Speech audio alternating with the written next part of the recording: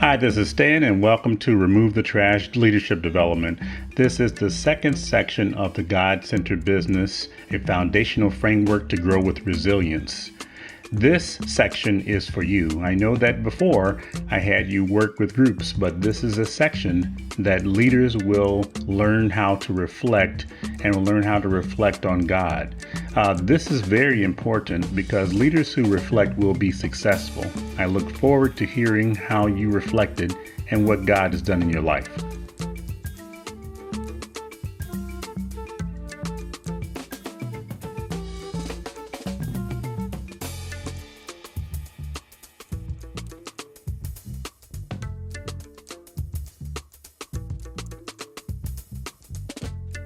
Being the object of ridicule was the norm for me. I mean, I had professor-looking glasses is what I was told. My hair was uncombable. My clothes didn't fit because I was too skinny, and they were torn up and tattered anyway. And so I did not have a relationship with too many people. I did have some friends, but not too many. But then I learned about this being named Jesus, who accepted people without having to change. And I'm like, wait a second, you mean that there's a being that loves me so much and I don't really have to change? Yes. All I have to do is just confess that I'm a sinner. Well, I had slipped into obscurity and I was sinning left and right and nobody knew about it. All I had to do is just admit that I'm a sinner and I can get salvation. Yes. That's all you have to do. So I admitted that I was a sinner in need of salvation.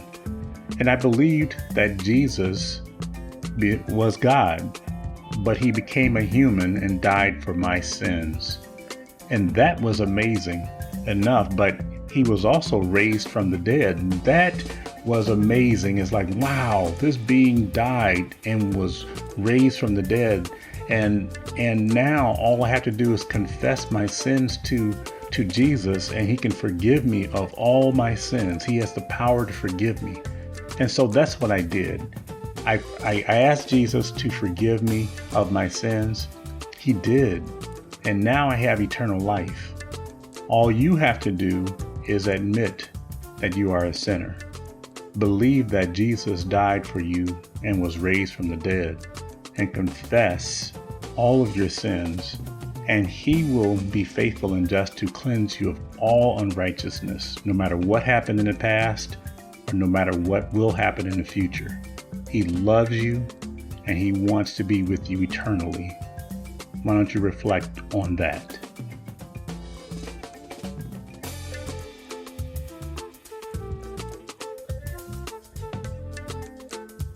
The day I dreaded was here. I had a meeting with this particular guy that I did not like, but days prior, I just prepared. I prepared myself. I had all my notes and I had everything together, and I made sure that there was not a single question that could be asked in that meeting that I wasn't prepared for. So after the meeting, the guy pulled me to the side and said, "Why don't you like me?" And I really wanted to tell him some of the real reasons, but we did get a chance to talk. But no matter what I said during the meeting, he could read through that I did not like him, and he knew that by my body language and by the look on my face that I didn't enjoy being there. What are you trying to hide by getting into business? Did you get into business because you're worried and you had some self-doubt, or you had some fear, or you were bitter, or you had some poison that you didn't release? I know that we talked about this earlier in the Dream Bigger section, but this is the Remove the Trash section. And so we have to take a look at what's in our heart to make sure that we're not carrying something that will get in our way. Why don't you reflect on that?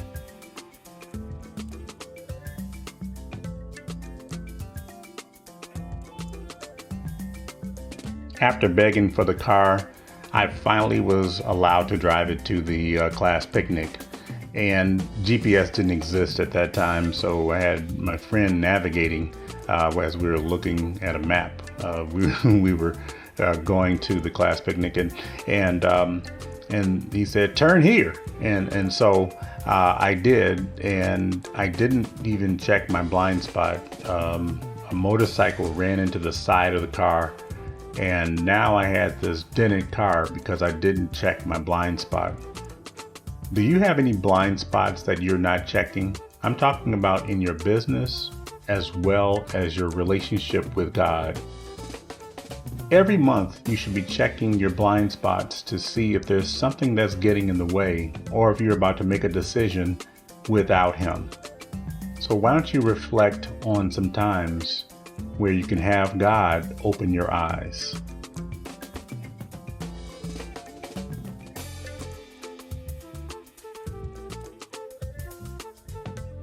Having an older car, I could do some repairs myself, and one repair that I could do was change the air filter. Well, I didn't have an air filter, and I decided to run the car without one for a little while. Well, that was not a good thing because I needed to have the air filter clean out all the garbage before it went into the engine, and so running the car without an air filter was not a good thing, and I ended up causing more problems than getting away with a few pennies. Are you trying to run your heart while it's on empty? I know that the last section was removing the trash that was in your heart, but did you fill it with anything? God knows that you need to fill the heart with the fruit of the Spirit, which is love, joy, peace, patience, kindness, goodness, faithfulness, gentleness, and self-control. With these things, you will have a great filter. Why don't you reflect on that?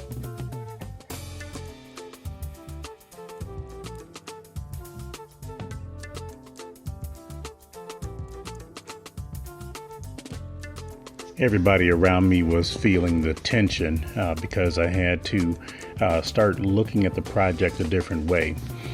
We had waited a little bit too long, and now the deadline was approaching, and we had to decide on what we were going to do and what we were not going to do. That was a problem within itself. That caused us to worry a little bit, and we were hurrying, and then some blame came up, and we started figuring out what went wrong while we were in the middle of the project. Are you trying to hurry, or are you worried? Are you bringing bitterness or blame or neediness or greediness into your business? Well, God doesn't want you to be any of that. What He wants you to do is relax. He says, "Don't be afraid, for I am with you. Don't be discouraged, for I am your God." So why don't you reflect on how you can use the fruit of the Spirit to relax the mood?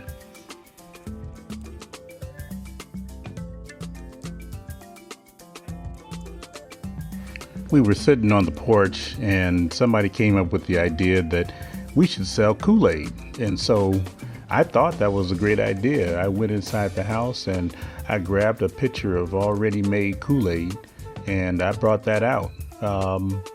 And I was ready to sell. The problem was I didn't have any cups. I didn't have a sign. I didn't have a way to collect money. I didn't even know how much I was going to sell it for. Are you jumping into business and not valuing the business structures? Do you have a thought of what the customer's problem is? Do you understand onboarding methods and order fulfillment and making sure that you have customer service and all the things that the customer needs to see that you are a business? Have you also asked God what are His foundations? Have you started learning about Him and how you can incorporate Him into your business? Why don't you reflect on the things that you need to make your business more viable to the customer and review your foundation with the Lord?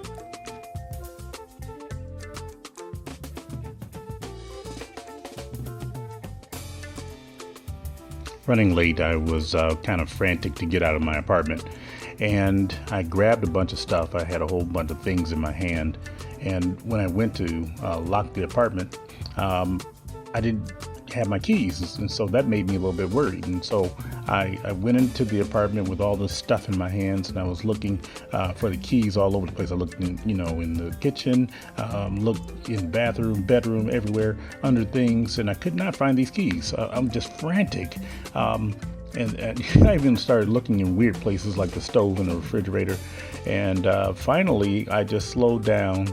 And when I slowed down, I had the keys in my hand. Yes, I actually had the keys to my apartment in my hand, but I had a whole bunch of stuff in my hands too. Are you running around frantic and worried? Have you slowed down to understand what the internal problems are with your business and see what can be improved? Are you working with individuals that are not doing some things the right way? Have you talked about these things and slowed down so that you can go ahead and improve? Why don't you talk about this and think about how you can implement continuous improvement in your business as you reflect?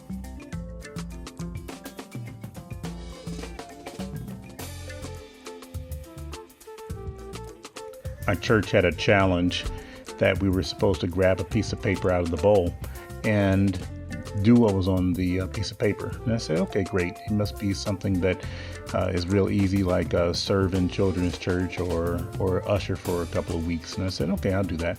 So when I grabbed my piece of paper, it said run a marathon. And I said, you've got to be kidding. But I took the challenge to heart, and I started training for the challenge. The first thing to get off the couch was to run for 30 seconds. And I tried running for 30 seconds and I thought I was going to die. I had not exercised in years and I didn't realize how out of shape I was. Oh my goodness, I need to change, is what I had to say. Have you looked at your business and really felt the need to change? I mean, are you cutting corners? And if you don't have discipline, are you trying to match some kind of family perception or in some kind of financial distress, and you're ready to just throw something out there because you want to solve that? Well, why don't you step back and really see a serious need for change and identify your customers' needs. Get over the barrier of yourself and really pray about where you're going, and so that you can use God's given gifts in the right solution for this particular customer. Why don't you reflect on that?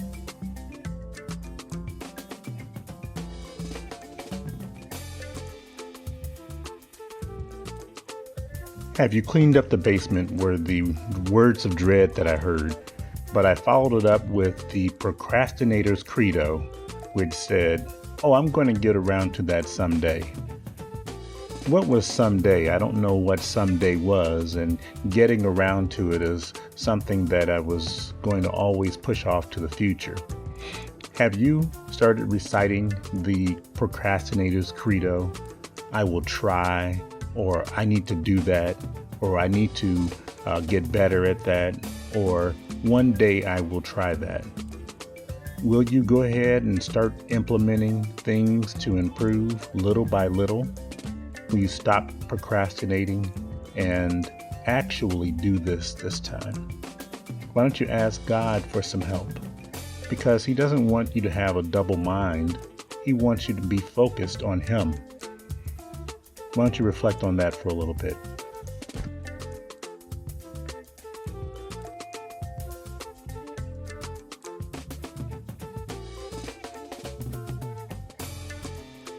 I was working on a project inside the house and I had to get some tools out of the garage. So on my way to the garage, I noticed something else was broken. And so I made a note of that and I started fiddling around with the thing that was broken. And so I was on my way to the garage again. But this time I was going to fix the second thing that I found that was broken, and I had forgotten about the first thing. And when I got in the garage, I noticed that there were a couple of other things that were kind of broken and need of assistance. And so I started looking at that too. And by the time the end of the day had gotten there, not only did I not do any of the three things, but I had like 5 other things that I had to do. Do you overschedule yourself? Do you find yourself working on a little bit of this and a little bit of that here and there? Have you taken time to actually put a schedule together that makes sense, that you can finish one small thing and complete that all the way to finish, and then move on to the next small thing? Why don't you reflect on your schedule and spend some time with the Lord so that you can go ahead and become a more scheduled person? Scheduled people have more time, and I want you to have more time. Reflect on that.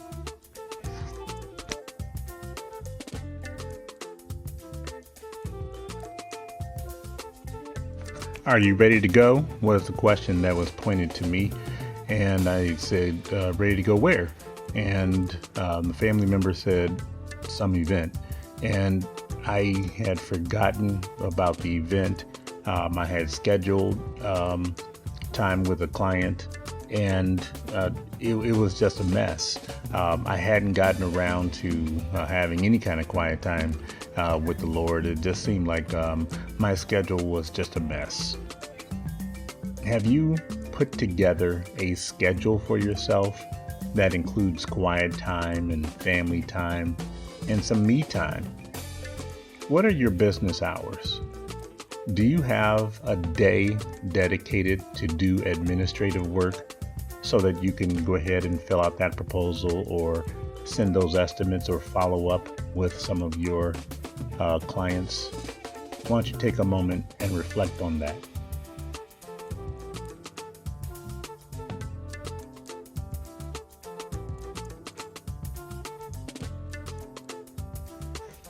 There were certain people that I just really didn't want to see anymore, and we were about to meet at a gathering, and I was kind of dreading meeting at this particular gathering because I was going to see people who hurt me, and I just didn't feel like seeing the people.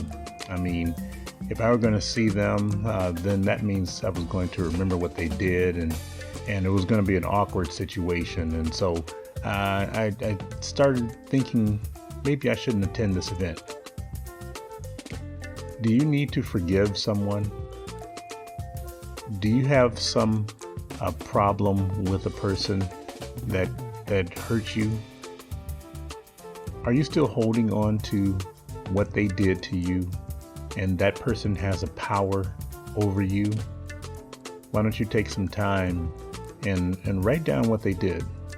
Just write it down on a piece of paper, and remember what they did, and then take that piece of paper and tear it up. Just tear it up, and do this over and over and over again until you can really truly let that person go, because God wants you healed, and if you can forgive that person, then you can be healed. He forgave you and healed you. Why don't you reflect on that?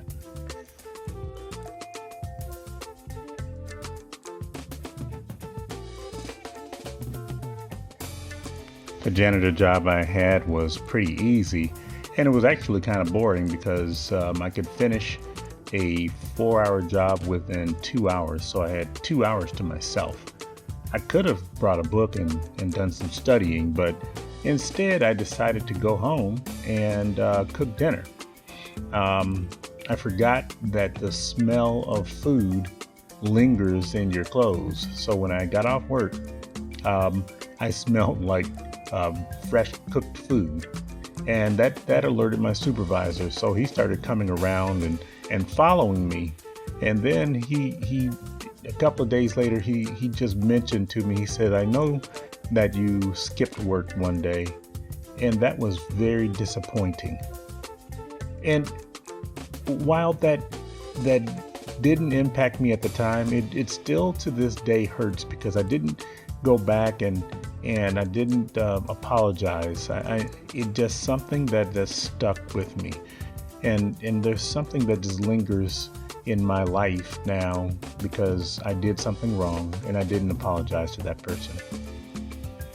As a leader, you have to be able to apologize. You have to be able to say, I'm sorry. You have to be able to seek forgiveness from people that you've done wrong. Being a leader is not easy, but it is so refreshing when you can ask for forgiveness for someone, because now that problem no longer will have a control over you. Why don't you reflect on that?